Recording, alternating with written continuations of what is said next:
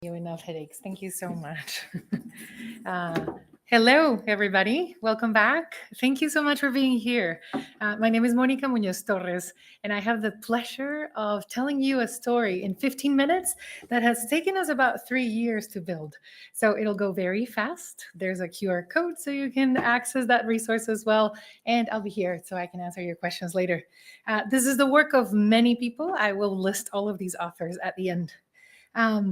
So I'll tell you a little bit about the background on the Bridge to Artificial Intelligence project, which is I suppose, the project behind all of this effort trying to get best practices.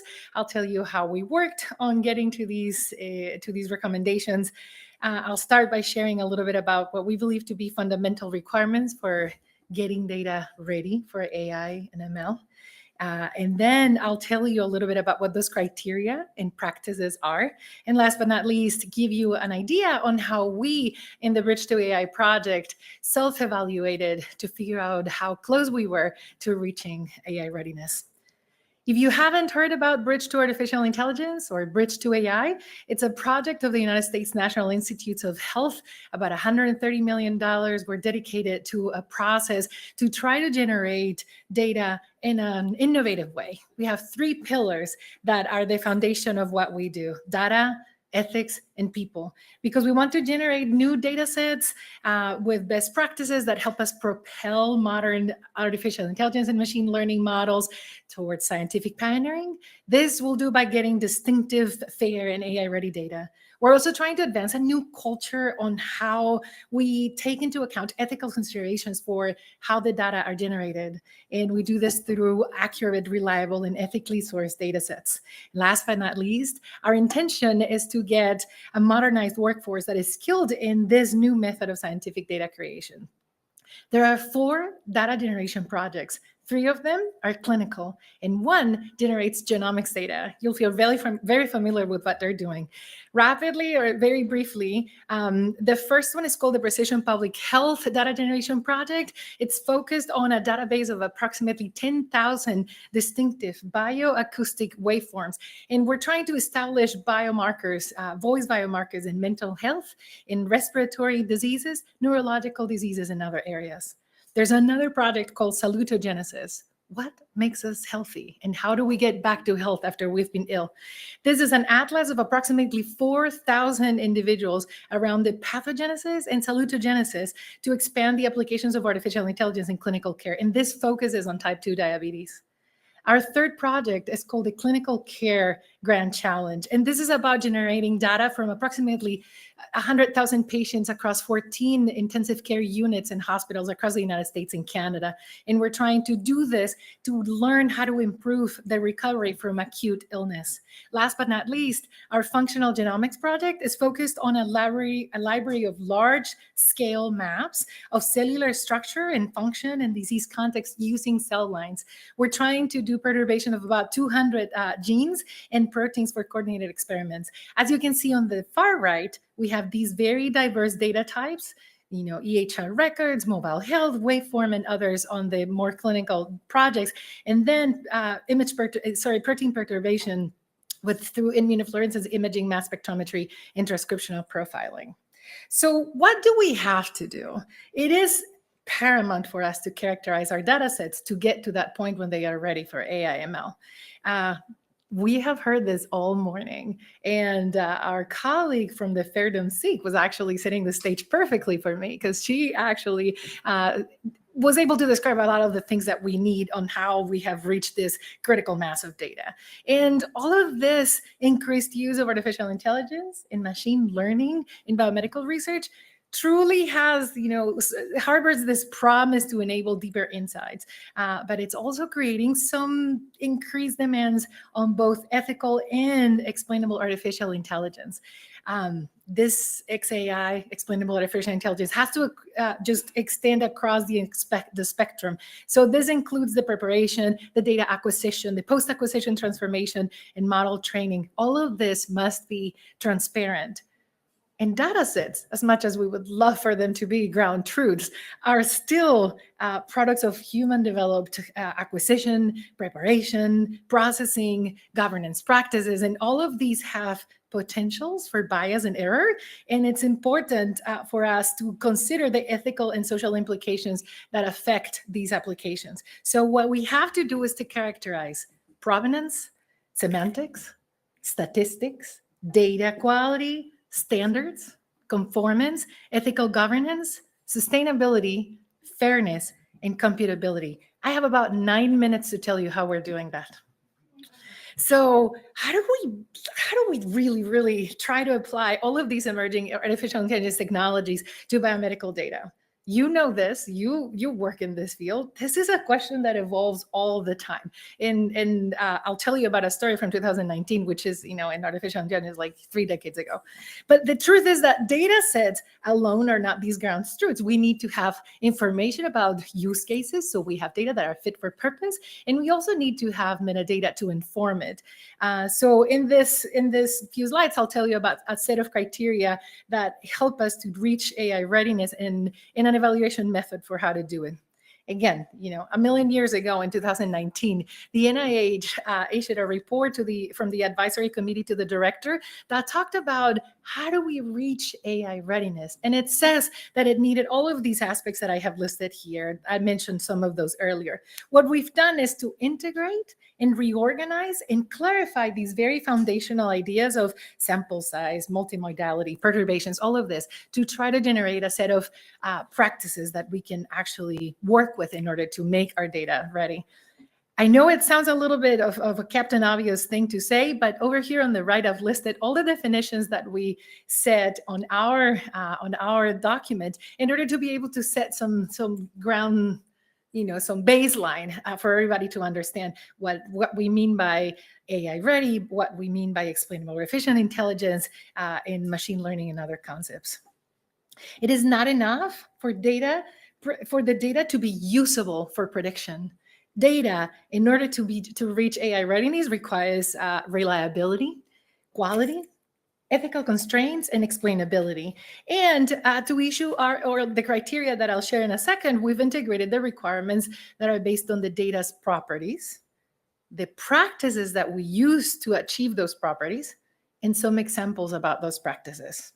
This is a group effort, and so I'll take you into the journey of what we've called this AI readiness criteria wheel. It starts as the morning started and as many of you have already experienced, right? We have to have these digital objects need to be fair in order to have a good ground. We need to know where the data comes from, what are the origins and the transformational history of all these data, digital objects, and all of this needs to be richly documented. And we believe that we have to have very good characterization in terms of semantics, statistics, standardization properties of the digital objects, and well-described data sets and software, which includes assessing quality and bias. This one on pre-model explainability has actually evolved from when we actually issued the preprint, because we've now understood in the last few months since we shared it that the part of the pre-model explainability where we support explainability of the predictions and classifications, fit for purpose and data integrity, it's actually not in one specific place. It should be around the entire wheel. This is where we'll have data documentation templates, such as data sheets for data sets, and other ways of actually understanding and better explaining the data from the beginning throughout its life cycle. We also need to have information about the ethical data acquisition and management and the dissemination, and document and maintain this information. And we truly believe that the ethics of how the data are generated, maintained, and shared are critical to its AI readiness.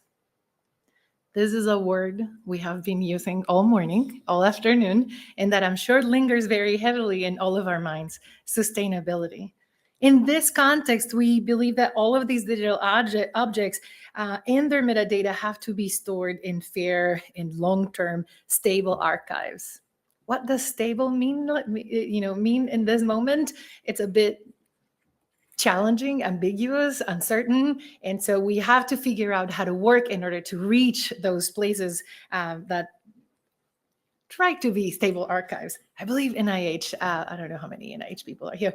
I don't know if there are any, but I believe NIH is now saying something along the lines of, do you have money for 5 years? That sounds like stability, like something stable. Last but not least, computability. The data, these digital objects have to be standardized and computationally accessible, portable, and contextualized. These 7 components, we truly believe, make the wheel for AI readiness, and we truly believe that by at least adhering and evaluating your data to get to this point, you will be able to have data that are ready. And so here's how this works. We actually created a rubric with a table that you can utilize in order to self-evaluate and tell whether or not your data has actually achieved AI readiness. So I'm just going to run you through one of the examples. When we're talking about achieving, good practices in provenance, we're talking about transparency, where we identify sources of data back to reasonable ground truth. Traceable, because we identify important data transformation steps with links to software at an appropriate level of detail, ideally using machine readable representation. We also make sure that the data are interpretable. So we make software for key data transformation and analysis steps and make all of this available. And we make sure that key actors are identified. And this can be done through ORCIDs or RORs or several other identifiers. So this is just one of the 7 fields. And this is how we've described so that you can use these practices to self-evaluate. In the Bridge2AI project, we actually invited all of our grant challenges to self-evaluate and measure whether or not we were getting to this AI readiness. This figure is not an attempt to compare one against each other, but rather giving them the opportunity to further develop and improve and discuss and implement best practices to get to that AI readiness. And so basically, each criterion from the table that I showed you is now an axis in this radar plot. I'll get closer to this. And so, for instance, for this one grant challenge, their characterization evaluation, it's a little bit lower. They've met requirements for semantics and standards, but they have not met requirements to explain much on the Department of Statistics and metrics about their data. We don't have information about their potential sources of bias, and we don't have a lot of information about data quality. They told us they haven't reached that yet. That's why their score for the characterization is not as high. On the other hand, this other group has actually met all of those requirements, and so for characterization, they've met that goal of characterization all the way to the top. So if you take nothing more out of the last 10 minutes, I'll share that we truly believe that preparing data to be ready for artificial intelligence and machine learning analysis requires that we understand the data itself, that we understand the predictive task for which it will be used, right? Use cases, that we have scientific domain of the data that we're trying to generate and organize, statistical methods, AI technologies, biomedical data standards, that we have appropriate ethical practices, and of course, that we consider sustainability within the biomedical data ecosystem. Our combined efforts have yielded defined practices and criteria that I've shared with you, a formal evaluation approach against this criteria, and a detailed evaluation of our grant challenges in the Bridge2AI project. I'm going to be here the rest of the week, and you can also find us online. You can also come on Slack and just, you are welcome to provide us your feedback about these criteria that I've shared. Timothy Clark is the lead author. Harry Caulfield is here in the room. I've seen a few. Nomi Harris is here. A few. Oh, there's Marcin Hochimiak and others. Thank you so much for your contributions. And they are all authors in this work. This work is supported by NIH awards to 7 different groups across the United States through NHGRI and the Common Fund Data Ecosystem. And again, I'm Monica Munoz Torres, University of Colorado, Anschutz Medical Campus. Thank you.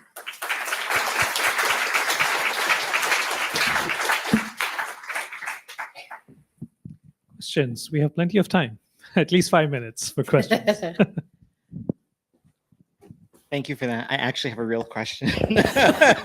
Good. No one paid me to ask. Okay. I liked the sort of the radar diagram that you had of all of the AI readiness levels. And it seemed like that was evaluated by different groups and then doing the self-assessment. And it just occurred to me to ask the question about the actual data types. What is your opinion? Like, are there actually data types that we're concerned with in the health space that are inherently not going to be good at some of these characteristics? And so we need to think not just about the organizations and their capabilities or their interests, but actually on specific data types or specific places where we might be acquiring data, where there's inherent challenges that we could use this framework or adapt it to expose that this is harder to get into that space. It's going to be less reliable. And so we need to work harder. I'll stop there. You bet. In this particular radar plot, all the way to the upper right, you can see that this group has not done a very good job on computability. The truth is there are data types for which standards do not exist to even collect them, disseminate them. It sounds bizarre, but when you think about it, there's a group that is collecting recordings of voices from the patients in order to look into the biomarkers, into the speech patterns. You can record on an iPhone and you can record on a studio or an Android, and there may be effects to how those data are being recorded. After that, how do you standardize the way in which you process and transform all of this information? And so for that, they had to generate a standard on how to capture that information. For the patients that are in the intensive care unit, you have a patient who has not consented for data to be collected, right? They're unconscious, and you have no way of ethically waking them up to ask for this. Sorry, that's probably horrible to say. And so you have family, or what they have consented when the family came in. And so there are some data types that we have already seen this gap. By the way, this was the status in December of 2024. So this is about 7 months ago. This has evolved, and we'll be publishing an updated version of this. We've been working with the groups on making sure that they are able to meet those challenges and try to meet those criteria. Thank you, Jason. Hi, thank you very much. Very nice work. My name is Robert Höndorf Hi. from KAUST. So I have one question. Did you actually evaluate existing successful AI models where they have employed these criteria? Because I can think of many reasons why, for example, ignoring ethics makes my model more successful, a lot more successful. La la la la la la. No, but I'm yes, serious. yeah. No, you're absolutely right. Thank you for sharing that. Yes, so these groups have actually, not all of them have done this process of generating a model, testing and evaluating it. But in order for us to say, oh, the data are ready for AI, they have to have actually run models and be able to test this data against them. Our idea for ethics specifically, it involves governance, and it involves data use agreements, and it involves IRBs, and it involves consent and several other layers. And so this is not considering ethics, just from the LC components, but all of the other components. I'm sure it would make it easier and achieve it faster, but we are really trying hard to ethically source the data and to represent and to also tell the research community that it is worth the trouble. Cheers. Larry. Moni. Hi. Hi. I don't want you to take this the wrong way. I don't take it personally. We're 5 years in from the report. Yes, 3 6. years. Right. Almost 6 years. yeah. 6 years. The grants all went out in 21, as I recall, or maybe the money started in early 22. We spent $130 million. Have we gotten any applications out? Is this overhead worth it? Thank you. That is a fantastic question. Yes. And you know what? I have to say, we can do a much better job about dissemination of applications. What we have learned so far is there are very good and potential applications for the early detection of Parkinson's using biomarkers. I know that, this is not published. This is kind of like this is where the data are showing us the indication. There's also There has also been a lot of realization of what we can do with data that is being taken from patients with diabetes type 2, specifically retinal scans, because there were, when the work started, this group was like, we're going to take retinal scans from everybody. It's going to go out and everybody's going to be able to use it. And the ethics group went, well, hang on a second. Those are identifiable data. Your patients, you're exposing all of this. And so we, together with the ethics groups and the data generation project, they were able to come to a much better formalized way of protecting privacy when taking those data. And I think that is an advance. I don't think the group that was generating the data were not aware of the risks that they were putting their patients under. Some people consider voice to be an identifiable markers. It's still a debate. And so we're trying to share that. So there have been some definitely insights that have been generated from the Grand Challenges work. And from our part, we've actually been able to create a registry of information regarding the data types that they're utilizing, the standards that they're using in order to assess those data types.